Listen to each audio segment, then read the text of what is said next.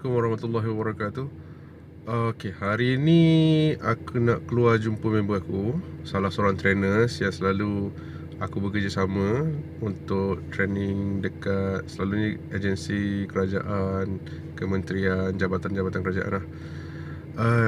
Member aku ni punya kepakaran dalam bidang pengurusan emosi dan stres, pengurusan marah, anger management. Okay, so insyaAllah aku akan tanya dia beberapa soalan berkaitan dengan macam mana kita nak handle stress.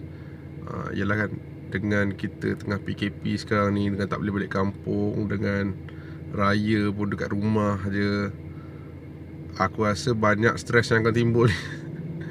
So di kalangan kita ni kan, so sebab dekat dalam media sosial pun aku baca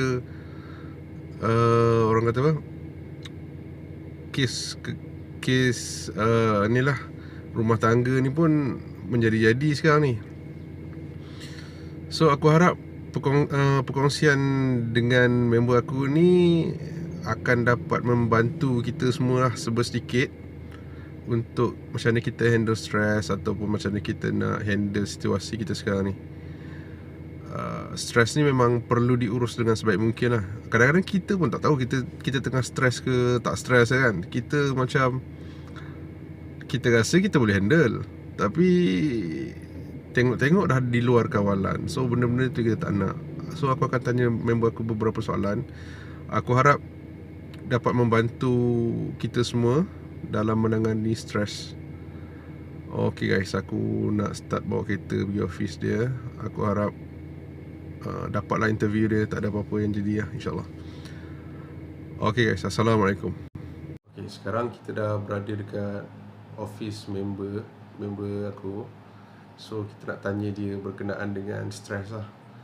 So macam ni kita nak uruskan stres dengan betul, supaya benda ni tak lead kepada benda-benda yang tak diingini lah.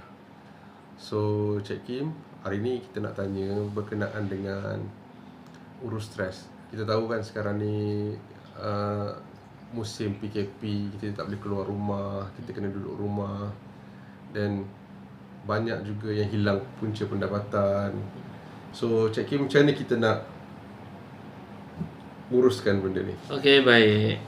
Berdasarkan pada pertanyaan tadi, bila dalam tempohan macam tempohan PKP ni, ramai orang dalam keadaan tekanan, hilang punca pendapatan, dan yang lebih teruk lagi, ada yang menghadapi masalah emosi. Macam kita didedahkan pada laporan media baru ni kan, 40 lebih persen menghidap isu berkaitan dengan emosi.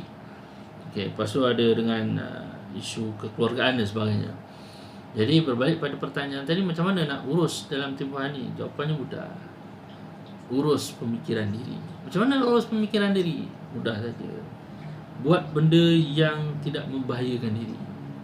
Macam mana nak buat benda, macam mana nak membuat diri kita tidak membuat benda yang membahayakan diri dalam tempohan seperti ini? Jawapannya, antara benda yang boleh dibuat bila dah sangat tertekan sangat, dah stres sangat, antara benda yang boleh buat adalah perbanyakkanlah bergantung kepada Allah Subhanahu Wa Taala. Itu kita kalau sebagai Muslim ni, benda yang pertama, bergantung pada Allah Subhanahu Wa Taala, satu benda yang sangat powerful lah. Lepas tu zikirkan banyak dekat lidahnya, dekat hatinya. Antara zikir yang boleh panduan zikir yang boleh kita guna adalah hasbunallah wa ni'mal wakil, ni'mal maula wa ni'mal nasir. Baik. Selain daripada itu, ada macam mana kita nak tahu juga sekiranya kita berada dalam keadaan tekanan. Kita kena tahu sebelum nak urus tekanan, kita kena tahu bentuk-bentuk tekanan yang kita hadapi. Macam dalam PKP ni, siapa jangka kan? Betul. Dia berebung. Dia macam jatuh satu benda besar daripada langit, jatuh ke bumi. Datang secara tiba-tiba. Jadi orang semua terkejut. Satu dunia terkejut, termasuk kat orang kat Malaysia. Terror macam mana pun sekalipun, termasuklah diri kita yang terror dalam apa bidang sekalipun, dia jadi satu kejutan. Betul. Terkejut. Setuju. Dalam tempohan 2 bulan, bayangkan macam mana pendapatannya, ekonomi keluarga macam mana, sebagainya. So Macam mana kita nak tahu bila kita terkena dengan stres? Sekiranya macam Brother Alizan terkena stres, macam mana nak tahu? Itulah. Nak identify tu yang tak tahu tu sebenarnya. Baik, Tahu-tahu dah marah orang lah. Pertama, kalau kita sedang alami stres dalam tempoh PKP ni, kita boleh merasa diri kita yang pertama, kita rasa menyendiri. Okey, dan melakukan perkara yang pelik lah. Selama ni kita tak lakukan perkara-perkara yang pelik, tapi kita sudah melakukan perkara yang pelik. Antaranya adalah menyendiri. Kurang dah bercakap dengan keluarga. Dah start murung lah tu. Dah start lah. Dah start murung lah tu. Nak start murung lah. Menyendiri seorang-seorang, tak bercakap. Lepas tu kita rasa lagi tertekan bila diri kita rasa hidup aku sudah lagi tak ada kegembiraan. Diragut kegembiraan waktu pandemik COVID-19 ni.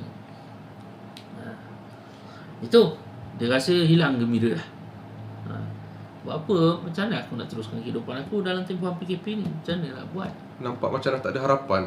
Macam dia nampak dah tak ada harapan. Walaupun di atas muka bumi ni mungkin tersekat di sudut aliran rezeki kita, tapi kena tahu bahawa aliran rezeki kita di atas langit masih lagi terbuka. Sebab tu dalam tempoh PKP ni, walaupun sedikit, Allah bagi rezeki tu insya-Allah cukup untuk makan minum anak isteri, cukup untuk keperluan kita. Sudah.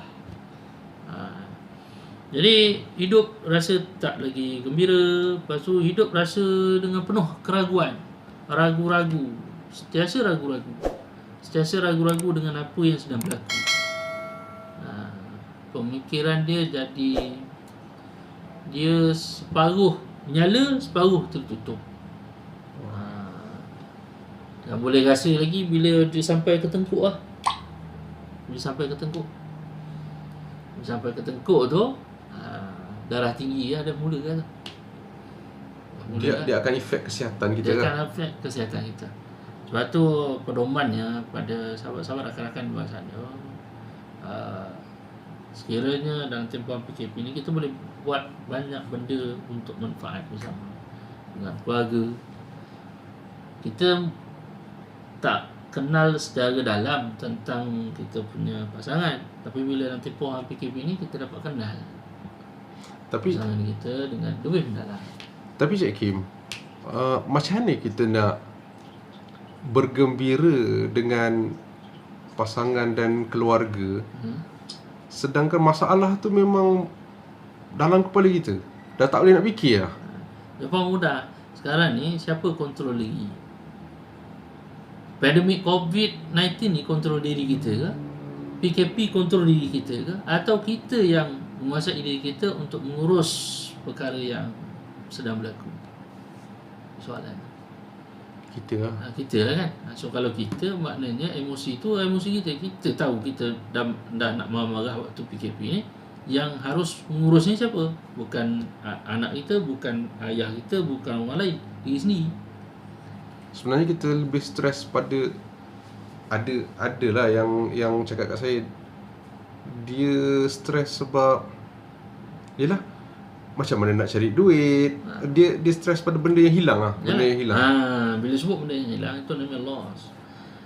Kehilangan ni ada dua. Pertama, kehilangan berkaitan dengan kematian. Satu lagi, kehilangan berkaitan dengan bukan kematian. Seperti yang berlaku dalam rakan-rakan kita ni, kehilangan mata pencarian, kategorinya masuk pada kehilangan bukan kematian. Diragut pendapatan itu melalui wabak yang ada, pandemik yang ada. Jadi hilang secara sekelip mata. Dan ia boleh menyebabkan sekiranya kita tak kawal, tak urus emosi kita, kita akan pergi ke kancah bukan sekadar tekanan, kerisauan, dan akhirnya kepada kemurungan. Tak payah banyak lah, Brother Rizal. Kalau orang tanya pada saya, first thing first, waktu kita lockdown, lepas tu 2 bulan kita 2 bulan kita berkurung kat rumah kan, saya mengalami perasaan tersebut.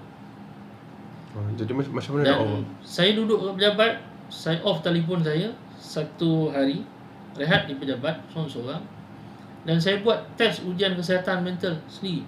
Sebab kita dah belajar kan, saya buat. Dan saya nampak pengukurannya, stres saya sangat teruk. anxiety saya sangat teruk, depresi normal. Dan saya ambil satu buku yang saya pernah belajar tempoh hari daripada seorang profesor ni, dan saya buat ujian test psikologi saya. Tak silap saya ada 10 ujian test psikologi saya buat. Dan saya mengenali diri saya, pemikiran saya kembali supaya dalam tempohan PKP ni kepala otak saya betul. Lepas keluar dari itu, barulah lega, barulah aku tahu, oh ini barulah saya tahu macam ni aku punya cara aku, diri aku macam ni, dalam tempohan ni macam ni, waktu PKP mungkin lain, waktu dalam PKP ni aku jadi macam mana. So dari situlah kita realize bahawa aku tak boleh duduk lama-lama dalam emosi macam ni. Tak boleh duduk lama-lama dalam bentuk emosi kerisauan, kebimbangan atau depresi. Maksudnya ada cara lah nak ukur tahap stres kita tu. Ada. Ujian saringan minda sihat, tuan-tuan boleh dapati DAS assessment dekat Tatalian. Cumanya panduannya adalah kena bertemu jugalah dengan, atau kena ada orang yang membimbing untuk melakukan tu. Itu hanyalah ujian saringan. Walaupun saringan, kita sudah dapat tahu kita punya tahapan kat mana. Dan dari situ kita kena ada kemahiran nak mengurus. Lepas tu saya off. Satu hari saya duduk kat sini, relax dulu, lepas tu buat simple terapi pada diri. Dah clear, otak clear apa semua, bawa balik ngadap anak, menghadap isteri. Kalau tak, problem. Betul. Apa yang jadi, saya buat bilik kat atas, saya buatkan studio. Apa yang tuan-tuan tengok dekat YouTube saya tu studio kedua kat rumah. Kalau orang nak cari Cik Kim dekat YouTube, channel Cik Kim apa je? Channel saya Mustaqim Cik Kim. Type Mustaqim Cik Kim, dia akan keluar lah. Ataupun tulis dia Cik Kim, dia akan keluar lah. Dan saya rasa kita pun kena faham yang kalau kehilangan yang bukan kematian ni, kehilangan yang sementara. Maksudnya kita boleh cari lagi lah perbezaan tu. Dia ada dua. Kehilangan yang bukan kematian ni, dia terpecah pada sub kecil. Kehilangan yang bukan kematian ni, dia boleh jadi sementara ataupun permanent. Dia boleh jadi itu. Contoh, kalau kehilangan pendapatan, sebenarnya sementara. Katakanlah kalau hilang pendapatan pun, bagaimana dalam tempoh PKP ni ramai orang boleh jana pendapatan sebenarnya. Tengok seorang kawan saya, cikgu, semalam borak dengan isteri. Kawan tu cikgu, saya pun kenal dia, jadi kawan lah kan. So dia tukar position dia. Kan cikgu hanya mengajar dekat rumah sekarang ni. Betul. So dalam masa sama tu dia atur jadual mengajar dia apa semua. Lepas tu ada waktu-waktu senggang tu dia buat food panda. Maknanya dalam tempoh PKP ni boleh dapat apa rezeki pun. Untuk apa? Yang penting untuk kelangsungan hidup dalam tempohan ini. Cukuplah. Kurang-kurang kita tak mati kelaparan, kebuduran, cukup. Maksudnya kita kena pandang pada sudut positif lah Cik Kim. Macam tu lah. Maksudnya dalam kesulitan tu ada peluang dan ruang untuk kita. That's why bila macam saya, orang tanya tempoh hari apa buat? Satu buat tu lah, live. Lepas tu buat kelas dekat Telegram. Lepas tu hasilkan 3 buah buku serentak dalam masa seminggu siap. Okey. Sekurang-kurangnya ada benda yang kita salurkan. Siap lah. Jadi otak tu tak miring lah kata orang kan. Boleh diolah lagi lah. Yalah. So kita percaya bahawa masih ada lagi rezeki. Masih ada lagi rezeki Allah nak bagi. Kita kena yakin dengan Allah lah, insya-Allah. Jangan hilang yang itulah, jangan hilang yang itu. Yang penting kita kena yakin dengan Tuhan dan tak hilang betul. Sebab waktu macam ni kan, benda yang kita takut hilang iman. Betul. Ramai orang boleh hilang iman dalam keadaan tempohan PKP ni. Itu yang jadi penderaan. Itu yang boleh jadi penderaan. Kes bunuh diri, bantai anak. Lepas tu mulalah nenek atuk tak suka dengan cucu-cucu yang berada kat rumah, merompak rumah orang. Boleh jadi juga. Boleh jadi. Sebab meragut. Bila dalam tempohan macam ni, orang dah hilang punca pendapatan. Bila orang dah hilang punca pendapatan, maka ramai akan otaknya, kalau tak dijana dengan baik, otaknya akan pergi kepada benda negatif untuk memperolehi wang yang cepat. Tak payah banyak-banyak tuan-tuan, sahabat-sahabat sekalian. rakan saya depan saya ni, brother Alizan, dekat dengan rumah mak mertua saya waktu first lockdown. Baru seminggu tu sudah ada kejadian rompak kan. Sampai kawasan taman kami tu terpaksa tutup grill betul-betul rapat. Sebab rupanya tempat tu memang sudah disurvey. Bila polis datang, polis jejak tengok tempat yang menjadi sasaran penyerah tu, rupanya mereka dah survey sebelum lockdown ni. Allah Akbar. Jadi bila orang dah hilang punca pendapatan, otak dia macam-macam lah. Nak dapatkan pendapatan dengan mudah. Sebagai kesimpulannya Cik Kim, macam mana Cik Kim? So kesimpulannya, yang perlu jaga diri siapa? Diri sendiri. Yang perlu jaga mental dan emosi waktu PKP ni siapa? Diri sendiri ya. InsyaAllah. Dan bergantung kuat dengan Allah. Itu je. Secara keseluruhan.